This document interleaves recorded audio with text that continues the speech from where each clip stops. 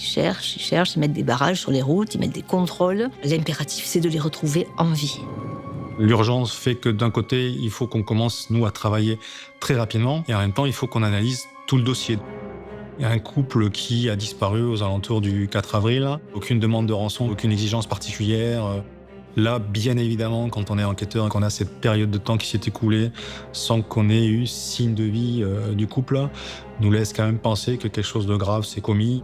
On est quand même maintenant 3 semaines après environ, donc il est passé beaucoup de temps. 3 semaines pris en otage, peut-être, mais peut-être pas. L'enquête peut basculer très très vite. Il nous manque un élément. Et cet élément, on va le trouver. Les enquêteurs sont retournés fouiller la villa. Il leur manquait quelque chose, ils voulaient savoir. Et évidemment, on leur avait dit, allez-y, feu, fouillez autant que vous voulez.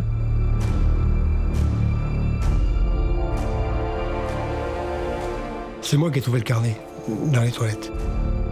Il y a une pile de serviettes et entre 2 serviettes, ça faisait un rebord qui dépassait, quoi. Et j'ai trouvé ce petit carnet à spirale, là, loin de penser ce que j'allais y trouver dessus. Nous sommes pris en otage et nous avons été volés par Modeste et son copain Foued. Ils veulent nous tuer et nous mettre dans le champ de Modeste, à Cruzy.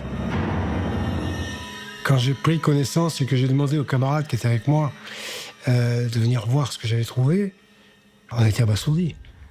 On dit, mais quel était l'état d'esprit de la personne qui a écrit? Parce qu'à ce moment-là, on ne sait pas qui l'a écrit. On saura par la suite que ça correspond à l'écriture de Madame Saint-Aubert.